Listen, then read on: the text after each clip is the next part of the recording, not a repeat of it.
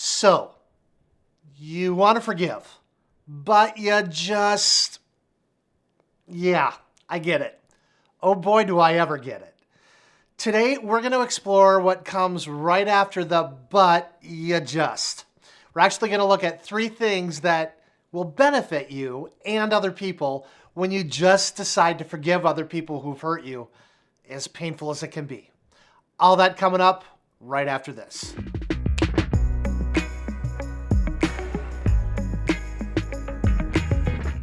Hey everyone, what is going on? Welcome back for another video. For those of you who are here for the first time, my name is Jason and I am a Christian and a former pastor in the traditional sense. And I am all about helping you see yourself as valued, as worthy, and as wanted. And well, if that sounds good to you, then I want to encourage you, start by subscribing right now to this channel and ringing that little notification bell. And that way, when I post brand new content on a weekly basis, you'll already be notified. So today we're looking at one of the hardest things to do, and that's to forgive other people. But there's a benefit when you do that. So let's dig into all that right now. Let's go. Before really saying anything else, I just kind of want to say that being wounded spiritually sucks. You've been wounded, you've been hurt, you've been spiritually abused by someone at some point in time. We all have. And that there are times in our hurts and pains and our wounds when you just don't want to forgive. You just don't think that you can forgive. And you're like, well, yes, I want to forgive, but I just... You know what I'm saying? Have you been there? If you have, give me a comment down below, yes or no. So, however, we just got to do it. You've got to do it. I've got to do it. We've all got to do it because there are benefits of doing so, and we're going to go over those right now. So let's just look at those. First benefit. So, and this is going to sound cliche, I promise you, but when you choose to forgive someone else, you're actually going to heal of that wound a whole lot faster. So I want you to think about it like this. Suppose you fall off your bike, or you cut yourself with a knife or some other sharp or even maybe blunt object or whatever. You cut yourself, you rip yourself open, right? That hurts. Physically, that hurts as much as being spiritually wounded. And you want to clean that out. You want to put a bandage on it, an ointment, all that. You want to allow it to heal. And in time, that will form a scab. But if you're anything like me, you scratch at the scab, and then maybe you pick at the scab. And if you're a scab ripper, you peel it off a little bit, and you kind of look at it, and you're like, it's kind of gross, and you peel it off a little bit more, and you're like, that's really nasty, and then you're like, rip, and you rip that thing off, and it hurts to rip it off, but it's kind of a sick pain, a sick, pleasurable pain at the same time. Am I the only one that feels that way, or have you ever done that too? Let me know down below. But you know what I mean? I mean, we do that in real life. I mean, some people are really good and they never scratch or itch or rip open the scab, but there are those of us who, we do it and we rip open the scab. And when we do that in real life, it's harder for that wound to heal, especially if we're reopening it, right? But there's other dangers. If we continue to do that, not only will that wound not heal up, but we could get that skin infected. You know what I mean? It gets red, it gets pink on the outside. And well, I'm doing that my arm because you can't see it, but I've actually got a really big scar right here from doing something stupid when I was like 21 in the Navy. But anyway, I continue to rip that thing, and I've got a scar there that the skin is, well, it's ugly looking, and hair will never grow there again. And well, you know what I mean. And it got infected really bad at one period of time. And the scar that physically remains, it's bigger, it's uglier, it's more visible for other people to see. And that happens. And that happens in our souls and our spirits too.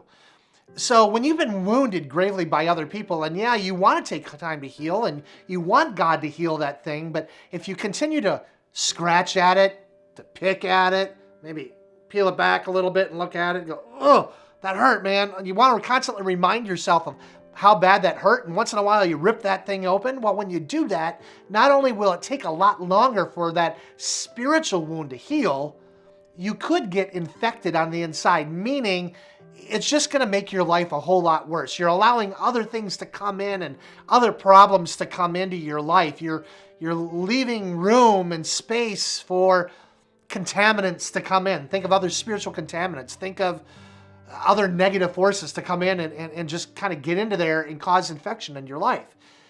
And the scar that will end up remaining will be a whole lot bigger and a lot more visible to other people. And as it is in the real world, we don't like to show, most of us anyway, our scars, our battle wounds. We don't like that. And in the same way, we don't like to expose the world to our spiritual scars or scabs. We try to hide them up and cover them up as much as we can. And we try to act like everything is honky-dory. And that's why Christians can be really cliche, and like why a lot of people in the world say, you're a bunch of hypocrites. Because, well, if you've ever done this, you're fighting with your spouse all the way to church, you're screaming at one another in the minivan, and then you pull into the parking lot, and all of a sudden, the smiles come on, and everything is just hunky-dory, and you walk in the door, and they're like, how you doing? And they're like, man, I am great. And on the inside, you're completely tore up. Do you know what I mean? That happens when we continue to rip open the scars and the scabs, and you don't want to do that. Instead, here's what you do. You allow God to heal you. And it's not easy at all, but you do it through prayer. And say, God, heal me from the inside out.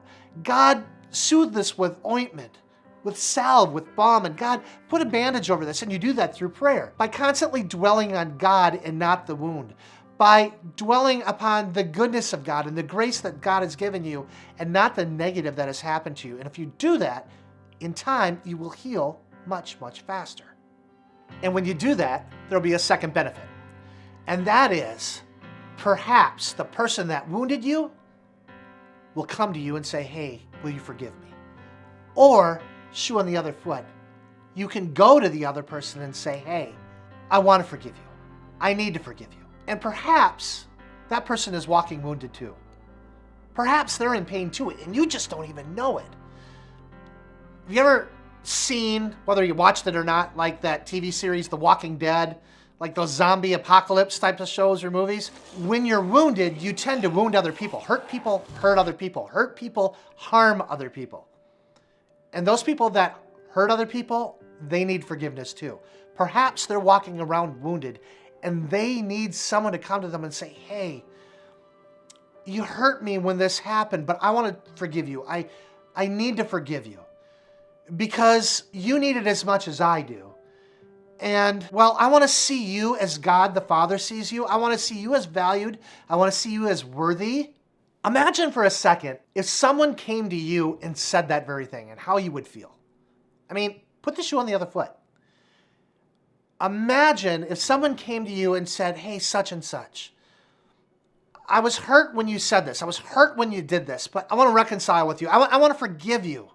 And I want to see you as the Father sees you.